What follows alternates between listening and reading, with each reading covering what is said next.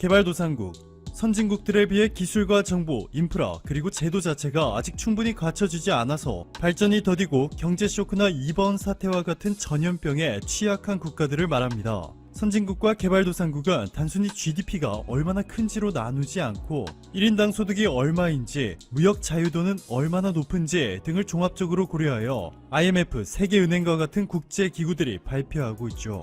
미국, 한국, 독일, 프랑스, 이탈리아, 스페인, 스웨덴, 이스라엘 등의 국가들이 선진국으로 분류되고 있고, 중국, 브라질, 멕시코, 말레이시아, 러시아, 베트남과 같이 1인당 소득이 낮고 기술과 제도가 아직 충분히 보급되지 않은 곳들은 개발도상국이라 불리고 있습니다. 얼마 전 막타르 디오프 세계은행 부총재가 한국의 기획재정부 앞으로 한 통의 메일을 보냈는데요. 내용은 이랬습니다. 봉쇄 조치를 하지 않았는데 이번 문제를 해결하고 있는 한국 정부의 경험을 전염병 대응에 취약한 개발도상국들과 공유해달라. 이메일이 전달되자마자 이번 프로젝트의 총괄을 맡은 사람은 바로 캘리포니아 대학교 경제학 학사, 터프츠 대학원에서 경제학 석사, 카이스트 미래전략대학원에서 미래전략 석사를 취득한 이대중 개발금융총괄 과장, 이대중 과장의 2명의 수습사무관을 불러 모았습니다. 박준석 수습사무관과 이현지 수습사무관. 참고로 수습사무관은 아직 입사한 지 1년도 채 되지 않은 신창 공무원들을 말하는데, 이 두 사무관은 행정고시 재경직에 합격해 지난해 5월 입사한 것으로 알려졌습니다. 이후 교육기간을 수료하고 올해 1월에서야 기획재정부의 개발금융총괄과에 배치되었습니다. 자, 그런데 이들의 능력은 예상을 뛰어넘었습니다. 오전 10시에 시작해 12시간 만인 밤 10시까지 초안을 완성하고 그 다음날 아침에 무려 34페이지의 분량의 최종본을 완성해 이를 요청했던 세계은행 부총재에 보내주었습니다. 두 사무관이 24시간 만에 뚝딱 영어로 된 한국의 대응 소개 자료를 완성할 수 있었던 것은 평소에 이대중 개발금융총괄 과장의 지시로 질병관리본부, 보건복지부 등이 발행한 관련 보도자료와 기사들을 스크랩해 왔기 때문에 이미 모든 내용이 머릿속에 정돈되어 있었던 것이죠. 박준석 사무관은 한국이 경제 분야에서 어떻게 대응하고 있는지에 대한 부분을 맡았고, 이현지 사무관이 보건 및 방역 조치를 맡았는데요. 한국 정부가 얼마나 신속하게 대응했는지, 검사를 어떤 방식으로 얼마나 공격적으로 실시했는지, 정부와 한국 국민들이 어떻게 하나가 되어 대응하고 있는지 등을 모두 자세하면서도 이해하기 쉽게 요약하였습니다. 전 세계 모두가 쉽게 이해할 수 있는 완벽한 자료가 되었죠. 이렇게 순식간에 만들어진 한국의 대응 소개 자료에 놀란 세계은행 부총재는 이렇게 급박한 상황 속에서 값진 자료를 만들어준 것에 대해 감동이라는 뜻을 전해왔고, 이번 자료에 대한 요청이 쇄도하여 세계은행과 개발도상국들 뿐만 아니라 미국, 일본, 영국, 프랑스, 스위스 등의 선진국들에까지 보내졌습니다. 심지어는 미국의 상원과 하원 의원들과 미국 싱크탱크인 브루킹스 연구소, 피터슨 연구소, 대표 언론사 워싱턴 포스트 등에도 전달되었는데요. 이후에 이 자료에서 소개된 한국의 스마트폰 추적 어플에 대한 극찬이 쏟아지고 있습니다. 세계 최고의 경영대학원이죠. 미국 하버드 경영대학원이 소유한 월간 잡지 하버드 비즈니스 리뷰는 아시아 국가들이 이번 사태에 어떻게 대응하고 있는지 소개하였는데, 그 중에서도 특히 한국에 대해서 이렇게 말했습니다. 한국의 사례는 놀랍다. 한국인들이 불과 몇 주 만에 어플을 개발했는데 100m 이내 확진자의 이동 경로, 진단 날짜, 국적 등을 상세하게 보여준다. 벌써 100만 번 이상의 다운을 기록했다 라 전하면서 감탄을 멈추지 못했고, 영국의 로이터 통신은 한국과 이스라엘을 포함해 오직 몇몇 국가들만 확진자의 위치를 추적하는 첨단 접촉 추적 어플리케이션을 사용하고 있다 보도하였습니다. 승현준 교수의 번역 프로젝트도 세계적인 주목을 받고 있습니다. 뇌과학과 인공지능 분야에서 세계적인 권위자인 승현준 교수는 미국 프린스턴대 교수직을 맡고 있는 동시에 삼성전자에서 수석 연구과학자로 활동하고 있는데요. 승현준 교수는 한국의 질병관리본부가 발행한 한국의 대응 지침서를 전 세계 언어로 번역하기 위해 자신의 트위터를 통해 세계 각국으로부터 자원봉사자들을 모집했습니다. 놀랍게도 순식간에 전 세계 88명이 넘는 자원봉사자들이 자발적으로 참여해 75페이지에 달하는 번역본이 3일 만에 완성됐고, 지금은 이렇게 홈페이지까지 개설돼 루마니아어, 러시안, 이탈리아어로까지 번역본이 나온 기적같은 상황이 만들어졌습니다. 이제는 이렇게 전 세계의 족보가 되어버린 한국의 대응 전략이 지금도 지구 곳곳에서 많은 이들의 생명을 살리고 있습니다. 오늘도 감사합니다. 최고의 하루 보내시길 바랄게요. 영국 당국의 발표는 다시 한번 전 세계를 긴장으로 몰아넣고 있다는 정황이 포착되고 있습니다. 또한 미국도 최근 지금까지 미공개였던 다양한 미군의 자원들을 공개했다는 소식도 들려옵니다. 현재 팬데믹과 함께 전 세계에 매일 벌어지는 각종 소식은 한국에도 큰 영향을 끼친다고 합니다. 첫 번째, 영국 화웨이, 5G 모두 없애는 수순. 영국의 보리슨 총리는 코로나19 확산을 계기로 2023년까지 영국 인프라 구축 사업에 중국이 관여할 여지를 제로 수준으로 축소할 수 있도록 계획을 세우도록 요구했습니다. 영국은 그간 미국이 줄기차게 화웨이 5G 장비를 사용하지 말 것을 권해왔습니다만 말을 듣지 않았습니다. 트럼프 대통령은 특히나 영국을 압박해왔는데요. 지난 2월 영국이 화웨이 장비를 사용한다면 미국, 영국, 호주, 뉴질랜드, 캐나다 등 영어권 5개국 기밀 정보 동맹체인 파이브 아이즈가 수집한 정보에 접근을 제한하겠다고 밝히는 등 존슨 총리를 꾸준히 닥달하며 화웨이에서 손을 떼라고 설득했습니다. 일각에서는 미영 중심 동맹체인 파이브 아이즈에 금이 가는 게 아니냐는 말이 있을 정도로 화웨이 사용이 이슈였는데 영국은 미국의 말을 어느 정도만 반영해서 35% 수준까지 장비를 허용하다가 이제 완전 제로 수준으로 변경한 것이죠. 다소 황당한 일입니다만 중국의 화웨이 5G 기지국이 영국에 바이러스를 퍼뜨린다는 가짜 뉴스도 등장할 만큼 영국 내의 여론이 매우 좋지가 않았는데 이제 영국은 예전과는 완전한 다른 모습으로 중국 관련 정책을 펼칠 걸로 보입니다.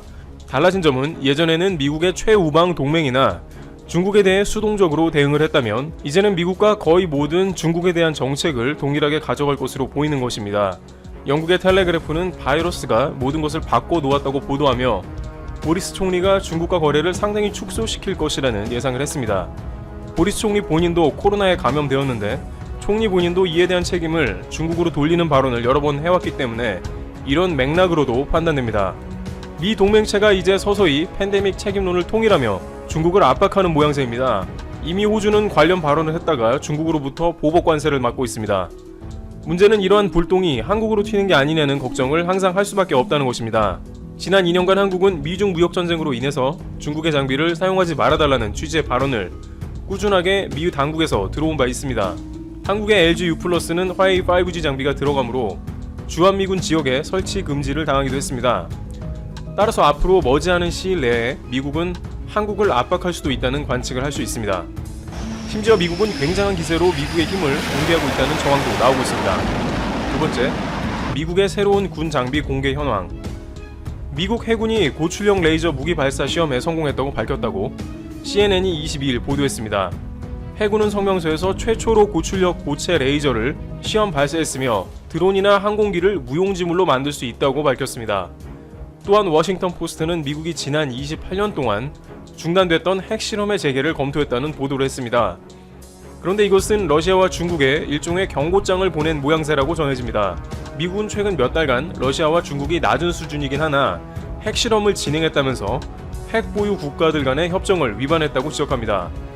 따라서 이들에게도 미국도 이러한 실험을 할 수 있다는 의지를 보이며 일종의 경고장을 날린 셈입니다. 미국은 또한 B-21 등 각종 스텔스 폭격기 전략 자산도 공개하기 시작하면서 긴장감을 높이고 있습니다. 최근 괌에도 구형인 B-52가 물러가서 미국이 한 발 빼며 한반도 안보에도 위협을 주는 게 아닌가 했습니다만 괌에는 B-1B가 순환 배치되며 오히려 공군력을 대폭 확장하는 미국의 행보가 보이고 있습니다. 또한 F-35 전투기를 한국, 일본, 싱가포르, 인도, 대만 등 이른바 인도태평양 지역에 대거 배치하는 시나리오도 진행 중이기 때문에 한층 미중을 둘러싼 태평양 지역의 냉전 모드가 가속화될 것으로 관측됩니다. 이것은 미국이 중국, 러시아 등을 견제하는 상황에서 최근 팬데믹으로 인해서 본격적으로 중국에 대한 압박을 강화하는 모습으로 파악되고 있습니다. 중국도 미국에 대항해서 첨단 군용기인 흥-20을 개발 중입니다만 미국의 전략 무기에는 스텔스 기능이나 엔진 성능 등이 크게 못 미칠 것으로 파악되고 있습니다. 이와 같이 미국은 중국과의 신냉전 시대를 돌입하며 군의 첨단 전략 자산을 공개하는 모습이 이어지며 중국과 러시아에 간접적으로 경고를 보내고 있습니다. 그런데 이런 상황은 한국에 무슨 의미가 있을까요? 세 번째, 속이 타는 한국 산업계. 22일 한국무역협회에 따르면 지난해 전체 수출액 가운데 대중국 수출 비중은 25.1%에 이릅니다. 따라서 산업계는 미국의 이번 조치가 핵심 시장 가운데 하나인 중국에 대한 수출 감소나 미국 투자 압박 등으로 이어지지 않을까 전전긍긍하는 모습입니다. 미국의 압박에 응할 경우 자칫 2017년 사드 사태로 중국의 유통, 관광 산업에 대한 보복이 재현될 수 있다는 것입니다. 게다가 과거 사드의 보복이 유통, 관광에 그쳤다면 이번에는 반도체, 자동차, 철강 등 제조업 전반을 겨냥해 파장이 더 클 것이라는 관측이 지배적입니다. 삼성과 하이닉스는 메모리 제품을 주력으로 하고 있어 일단 화웨이 제재로 인한 직접 타격은 피했습니다만 중국 기업의 제품 생산량이 감소하면 메모리 반도체 수요 또한 줄어들기 때문에 매출이 감소할 가능성이 큽니다. 반도체 업계 관계자는 중국에는 글로벌 생산기지가 몰려있어 세계 반도체 수요의 약 50에서 60%를 차지하고 있다며 공급망 탈중국은 현실적으로 불가능하다고 말했습니다. LG, SK 등이 막대한 자본을 투자한 배터리도 비상입니다. 한국과 미국의 동향에 따라 한국 업체를 배제해버리는 행태가 나오지 말라는 법이 없기 때문입니다. 네 번째, 홍콩 보안법, 미국 특단의 조치와 서방들. 중국의 홍콩 국가보안법 제정 추진에 대한 서방 국가들의 반발이 거세지고 있습니다. 미국에 이어 영국, 호주, 캐나다 3국 외무장관도 홍콩 보안법 제정에 반대하는 내용의 공동 성명을 냈으며 EU까지 규탄 성명을 발표한 상황입니다. 이들은 중국이 홍콩에 대한 일국 양제를 명백하게 훼손했다고 지적합니다. 특히 미국은 홍콩에 대한 특별 지위를 박탈할 가능성을 시사하는 등 대중국 압박 강도를 강화하고 나섰습니다. 서방 자본의 대중국 유입 통로이자 아시아의 금융 허브인 홍콩이 입게 될 경제적 피해를 부각하며 이를 지렛대로 모든 옵션이 테이블 위에 있다고 중국 옥죄기를 한층 더 강화한 모양새입니다. 케빈 헤셋 백악관 경제선임 보좌관은 중국 경제 및 홍콩 경제에 매우 안 좋을 것이다. 매우 큰 대가를 치르게 될 것이라며 중국 당국에 대한 경고를 이어갔습니다. 그러나 중국은 미국의 이런 움직임에 대해서 내정 간섭이라고 하며 사실상 홍콩 보안법을 강행하고 있습니다. 미 국무부는 홍콩의 자치 수준을 매년 검증해 홍콩이 누리는 경제 통상의 특별 지위를 유지할지 결정하게 돼 있습니다. 작년에 이 관련 법안이 통과되었기 때문에 만약 미국이 이를 평가해 홍콩 제재에 관한 승인이 이루어진다면 홍콩 경제 및 중국 상황을 비롯해 세계 경제에 적지 않은 파장이 미칠 것으로 예상되는 중대한 문제입니다. 미 의회에서도 여야를 막론하고 강경 대응 기류가 감지되고 있기 때문에 풍전등화의 상황이 연출됩니다. 홍콩은 실제 예전에 GDP 생산을 18%까지 감당하며 중국의 경제에 큰 영향을 끼쳤지만 중국은 예전부터 홍콩의 중요도를 계속해서 낮춰왔었고 현재는 3.7%까지 GDP 생산 기여도를 떨어뜨려 놓은 모습입니다. 중국 지도부는 당장 홍콩의 다국적 기업을 잃더라도 결국에는 중국 본토에 많은 기업들이 있기도 하고 중국에서 추진하는 외환 자유화 등을 통해 금융 강국으로 부상할 것이라는 계획을 갖기 때문에 어차피 홍콩 문제는 일종의 국가 권력을 위해서 잠시 겪는 생채기 정도로 치부할 수 있다는 의견도 제시되고 있습니다. 다섯 번째, 홍콩 보안법으로 한국이 이득 볼 수도. 홍콩 사우스 차이나 모닝포스트 SMP에 따르면 전문가들은 홍콩 보안법 추진이 글로벌 금융 허브로서의 홍콩의 명성에 해를 끼치고 외국 자본의 홍콩 이탈이라는 결과를 낳을 수 있다고 우려했습니다. 미국 전략국제문제연구소의 제임스 루이스 기술 프로그램 책임자는 중국 지도부가 홍콩 문제에 대해 잘못 생각하고 있는 것 같다며 그들이 조심하지 않으면 금융 부분에서의 황금알을 낳는 거위를 죽일 수 있다고 지적했습니다. 투자은행 BDA 파트너스의 유언 랠리는 기관 투자자와 사모펀드 회사들은 홍콩 대신 이웃 국가들을 고려할 수 있을 것이라며 한국, 싱가포르, 대만, 베트남 등이 모두 혜택을 볼 것이라고 전망했습니다. 그는 홍콩 보안법으로 인해 상당한 재정적, 외교적 비용을 지불해야 할 것으로 보인다면서 미국 달러 대비 홍콩 달러는 이미 약세를 보이고 있으며 홍콩 증시는 타격받을 것이라고 우려했습니다. 그러나 중국 정부는 예전만큼 홍콩에 끼치는 영향력이 크지 않다고 보고 있어 강행될 가능성도 매우 큽니다. 여섯 번째, 중국 센가쿠 열도 탈취 시나리오. 센가쿠 열도를 둘러싼 중국과 일본의 신경전이 이어지는 가운데 중국 해군이 일본 해상 자위대보다 훨씬 우위에 있다는 미국 보고서가 나왔습니다. 중국 측은 센가쿠를 놓고 충돌하는 경우 일본을 어렵지 않게 제압하고 점령할 수 있다는 시나리오까지 작성한 것으로 알려져 일본 방위당국이 촉각을 곤두세웁니다. 최근 미군이 일본 당국이 일본에서 공군 합동훈련 등의 모습을 연출한 것도 중국에 대한 경계로 해석됩니다.